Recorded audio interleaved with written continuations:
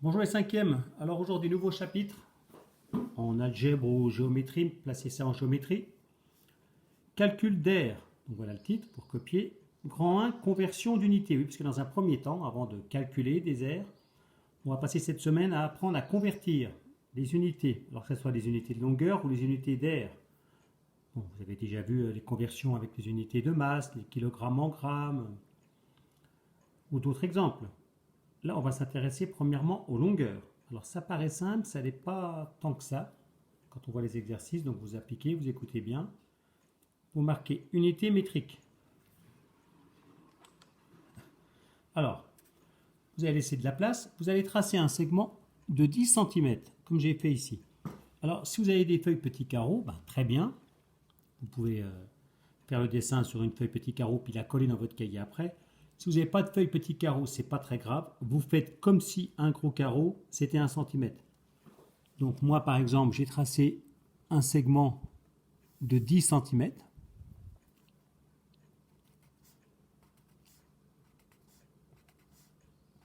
Donc je peux partager ce segment en 10 petits segments de 1 cm chacun. Donc si vous avez des feuilles petits carreaux, ben 1 cm c'est 2 petits carreaux. Si vous avez des feuilles gros carreaux, eh ben, vous partagez, vous faites 10 gros carreaux et vous marquez qu'un gros carreau c'est 1 cm. C'est le même principe. On fera comme si. Alors, quand j'ai un segment de 10 cm, mon segment, cette longueur-là, elle fait aussi 1 décimètre. Donc vous notez. C'est-à-dire que dans un segment de 1 décimètre, je peux tracer 10 segments de 1 cm.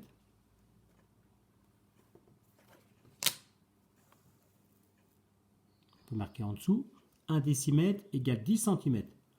C'est pour ça que quand on fait un tableau, tout simplement, quand vous avez deux unités qui sont voisines, décimètre, centimètre, ce sont deux unités qui sont voisines l'une de l'autre, eh bien on fait tout simplement une colonne. 1 décimètre, ça fait combien de centimètres? Ben, tout simplement 10 cm.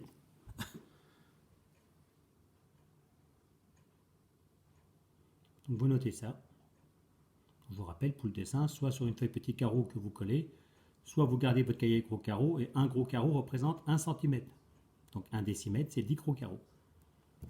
Ensuite, exemple.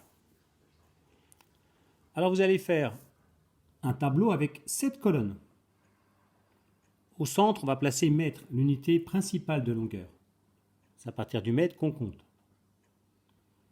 Vous allez faire 7 colonnes. Alors moi, par exemple, ceux qui ont des feuilles petits carreaux, ils peuvent faire chaque colonne 2 cm. Ça tient largement. Ceux qui ont des feuilles... Oh, pas besoin de prendre une feuille petit carreau exprès pour faire un tableau, ça on s'en moque.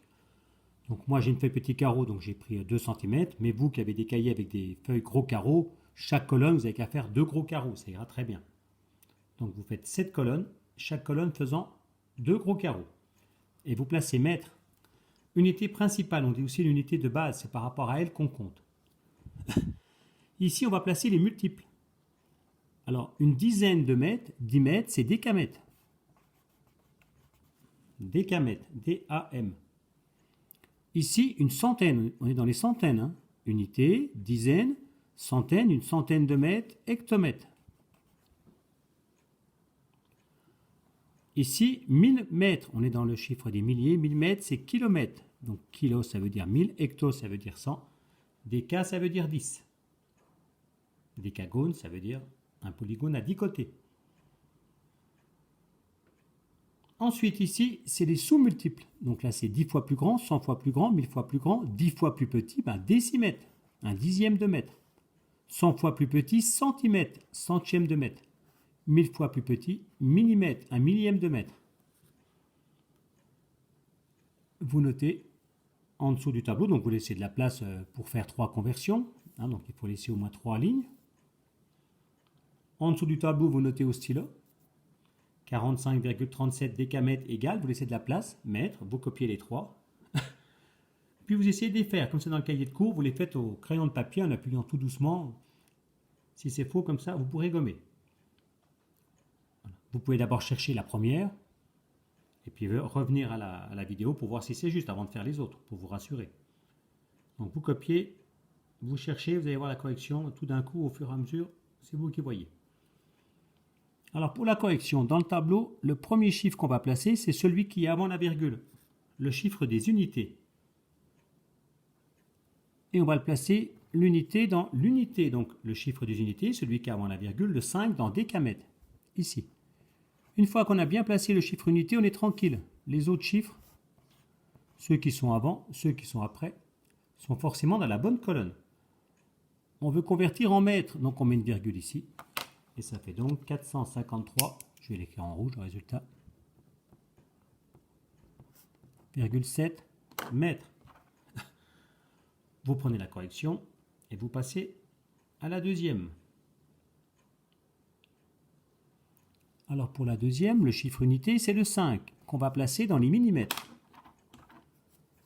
Donc le 5 dans les millimètres, on place les autres. Et on veut convertir encore en mètres. Donc on met une virgule dans la colonne des mètres. Et ça fait donc 8,735 mètres. Pour le troisième exemple, l'unité c'est 0. On va placer 0 dans décimètres. On place les autres chiffres. Une fois qu'on a bien placé l'unité, je l'ai dit, les autres chiffres se placent forcément dans la bonne colonne. Il faut aller jusqu'au kilomètre. Donc comme il n'y a pas de chiffre, on met un 0, on met une virgule. 0,378 km. Vous notez, une fois que c'est fait, vous prendrez votre cahier d'exercice.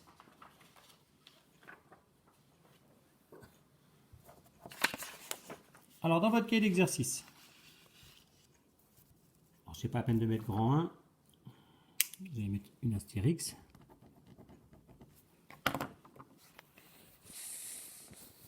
Et vous allez noter l'exercice suivant. On noue deux bouts de ficelle de 110 mm et de 0,53 m. Point. La longueur de la ficelle est 5,9 décimètres. Point. À la ligne. Quelle longueur en centimètres de ficelle a-t-on utilisé pour le nœud? Point d'interrogation. Vous pouvez faire un dessin, vous faites ce que vous voulez. Donc vous copiez l'énoncé, évidemment. Quand c'est fait, vous essayez de le faire. Si vous n'arrivez pas du tout, vous venez un petit peu au début de la correction pour vous aider, puis après vous arrêtez la vidéo, puis vous essayez de faire la suite tout seul. Donc vous copiez, et au travail, et vous revenez à la vidéo. Alors pour cet exercice, le premier problème, c'est que les unités ne sont pas les mêmes. Là, on a millimètre, mètre, décimètre. Alors, on pourrait prendre par exemple 0,53 m, 5,9 décimètres et convertir en millimètres. Ou alors prendre 110 mm et 0,53 m et convertir en décimètres.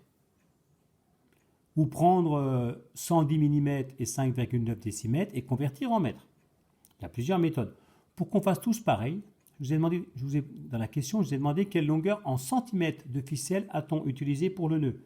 Donc si on veut avoir la réponse en centimètres, c'est peut-être plus simple de tout convertir en centimètres. Donc si vous ne l'avez pas fait, je vous laisse un petit peu de temps. Vous allez prendre 110 mm, convertir en centimètres, 0,53 m, le convertir en centimètres, 5,9 décimètres, convertir en centimètres. Voilà, au travail.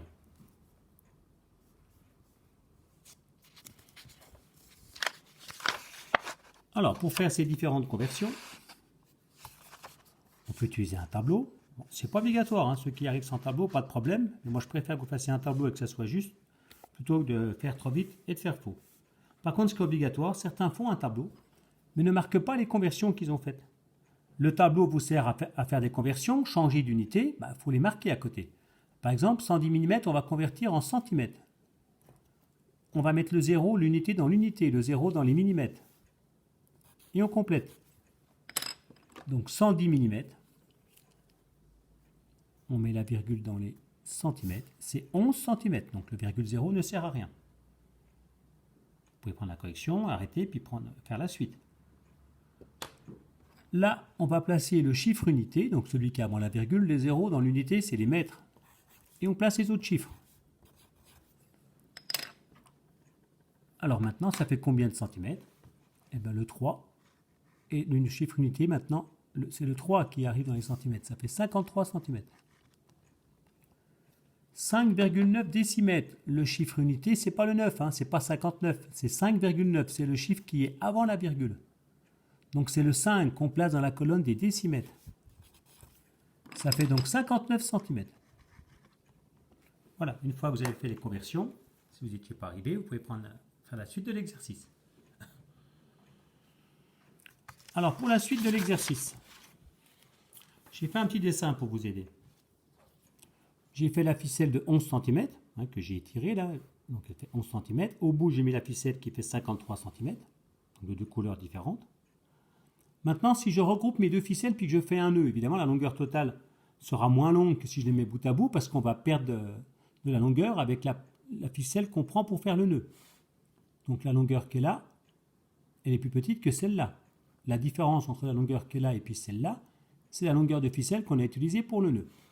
Donc on vous dit que ce qu'on obtient, c'est 59 cm. Ce que je vais d'abord calculer dans un premier temps, c'est la longueur des deux ficelles si on les met bout à bout, en les étirant, en les collant si vous voulez, sans faire de nœud. Donc 11 plus 53. 11 plus 53, ça fait 64. Donc 64 cm, c'est ce que j'obtiens si je ne fais pas de nœud. Mais si je fais un nœud, j'obtiens 59 cm. Donc la différence entre mes 64 cm que j'ai là, puis mes 59 cm que j'ai là, c'est la longueur de ficelle que j'ai utilisée pour le nœud. Donc on revient à la ligne. On fait 64 moins 59, et on ne fait pas 59 moins 64, on fait le grand moins le petit, et on trouve 5. On a utilisé 5 cm de ficelle pour le nœud. On peut faire évidemment tout en une seule expression. 11 plus 53 moins 59 si on voulait. Et on fait une phrase. Vous prenez la correction. Quand c'est fait,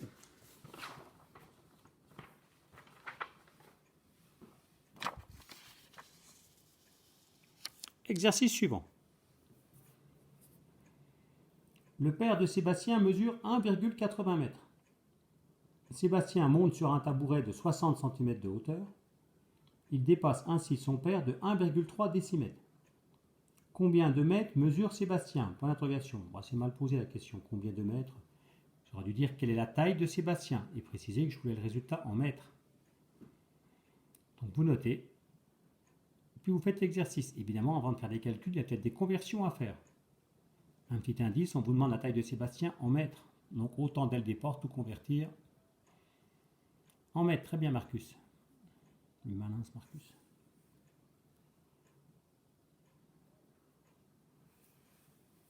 Alors, comme l'avait très bien compris Marcus, on va commencer par des conversions.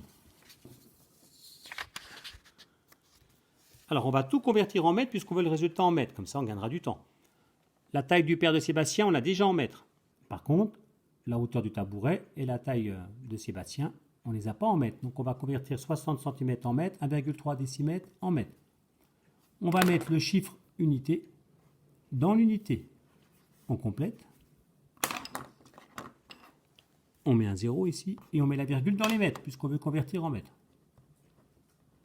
On peut mettre 0,6. J'ai laissé le 0, la 0,60 parce que ça fait des centimètres. C'est pas très grave. Maintenant, je vais mettre pour la conversion suivante, le chiffre unité, c'est pas le 3, c'est pas 13, c'est 1,3. Voilà, donc c'est 1 le chiffre unité. Celui qui est avant la virgule, on place le 1 dans les décimètres.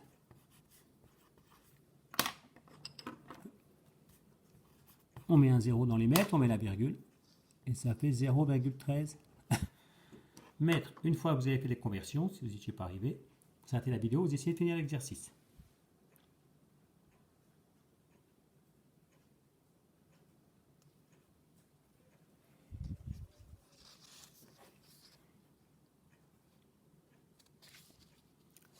Alors, pareil, j'ai fait un petit dessin. Oui, je ne vais pas vous mentir, je dessine plutôt bien. Alors là, c'est le père de Sébastien, qui mesure 1,80 m. Là, c'est Sébastien, qui est debout sur un tabouret. Donc le tabouret fait 0,6 m, 0,60, j'avais mis 60 tout à l'heure. Et là, ça représente la hauteur du père de Sébastien. Et son fils le dépasse de 0,13 m. Voilà. Alors, on veut savoir quelle est la taille de Sébastien. On va déjà calculer la hauteur qu'elle a. La hauteur qu'elle a, c'est la taille du père de Sébastien. Je suis peut-être parti un peu, voilà, c'est plutôt là. On fait la hauteur qui est là, on prend la taille du père de Sébastien, 1,80, et on ajoute les 13. Voilà, 1,80 plus 0,13, pardon. 1,80 mètres plus 0,13 mètres, et on trouve 1,93 mètres. Donc ici, on a 1,93. Ensuite, si je veux trouver la taille de Sébastien, de là à là, j'ai 1,93, mais Sébastien, il est sur un tabouret. Donc pour trouver la taille de Sébastien, donc de là à là, il faut que je prenne 1,93 et que j'enlève la hauteur du tabouret. Je reviens à la ligne, 1,93 moins 0,6 ou moins 0,60, ça fait 1,33. Sébastien mesure 1,33 mètres.